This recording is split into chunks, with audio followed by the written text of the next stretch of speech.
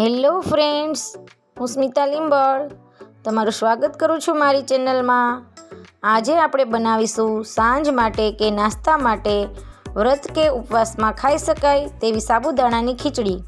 સાબુદાણાની ખીચડી તો તમે બનાવતા જ હશો, પણ એકદમ છૂટી અને ટેસ્ટી એવી સાબુદાણાની ખીચડી બનાવવાની રેસીપી જોઈ લઈએ।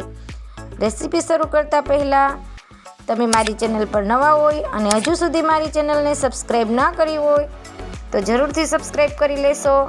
તો ચાલો ખીચડી બનાવવાનું શરૂ કરીએ। સાબુદાણાની ખીચડી બનાવવા માટે મેં આ એક કઢાઈ લીધેલી છે, તેમાં મેં 1 ચમચી જેટલું જીરું એડ કર્યું છે। જીરું તતડી જાય ત્યારબાદ થોડા મીઠા લીમડાના પાન એડ કરીશું।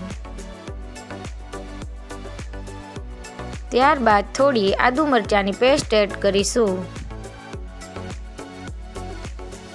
ત્યારબાદ અડધી ટીસ્પૂન જેટલી હળદર એડ કરીશું। 2 નંગ જેટલા મેં બટેટા પાતળા સમારીને લીધેલા છે તે એડ કરીશું।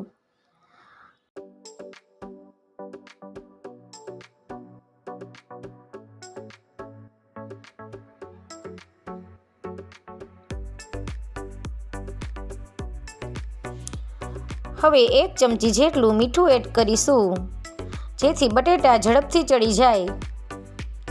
હવે બટેટાને ધીમી આંચ પર 5 મિનિટ જેવા સાતળી લઈશું અને આ રીતે ચમચાની મદદથી હલાવતા રહેવાનું છે।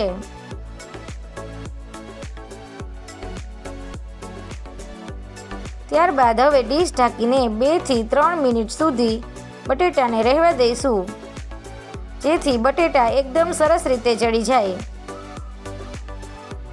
આ સાબુદાણા લીધેલા છે, જેને મેં 2 થી 3 કલાક પહેલાં પલાળીને રાખેલા હતા।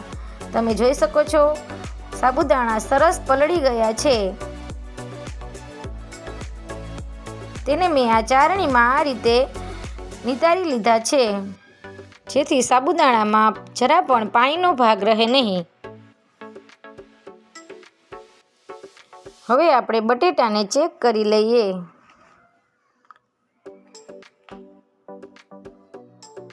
બટેટા સરસ રીતે ચડી ગયા છે।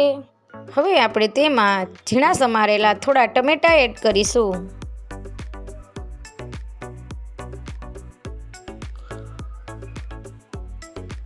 ત્યારબાદ 2 ચમચી જેટલું મરચું પાવડર એડ કરીશું।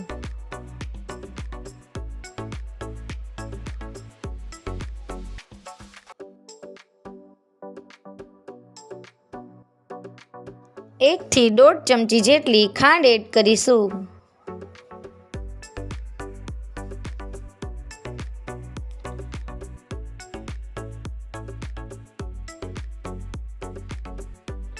હવે પલાળેલા સાબુદાણા એડ કરવાના છે। હવે મેં ઉપરથી આ રીતે મગફળીનો ભૂકો એડ કર્યો છે। આ મગફળીનો ભૂકો મેં દાણાને શેકીને કરેલો છે। તમે કાચા મગફળીના બીમાંથી પણ કરી શકો છો, પણ શેકેલા મગફળીના બીનો ટેસ્ટ વધારે સારો આવે છે। ત્યારબાદ 1 લીંબુનો રસ આ રીતે એડ કરવાનો છે।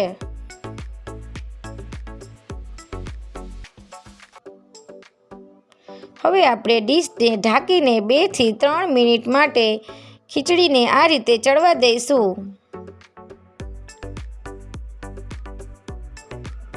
ગેસની ફ્લેમ એકદમ સ્લો જ રાખવાની છે, નહીં તો આપણી ખીચડી નીચે બેસી જશે। 2 થી 3 મિનિટ થઈ ગઈ છે અને આપણી ખીચડી સરસ રીતે ચડી ગઈ છે। હવે આપણે ચમચાથી આ રીતે હલાવતા રહીશું। બધું બરાબર રીતે મિક્સ કરી લેવાનું છે। તમે જોઈ શકો છો ફ્રેન્ડ્સ, આપણી ખીચડી એકદમ સરસ છૂટી એવી બની છે અને ટેસ્ટમાં પણ ખૂબ જ સરસ બની છે।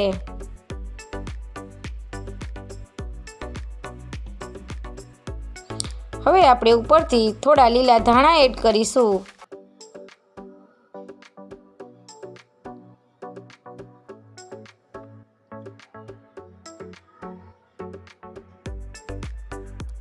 ફરીથી બધું મિક્સ કરી લેવાનું। હવે આપણે સર્વિંગ બાઉલમાં કાઢી લઈશું।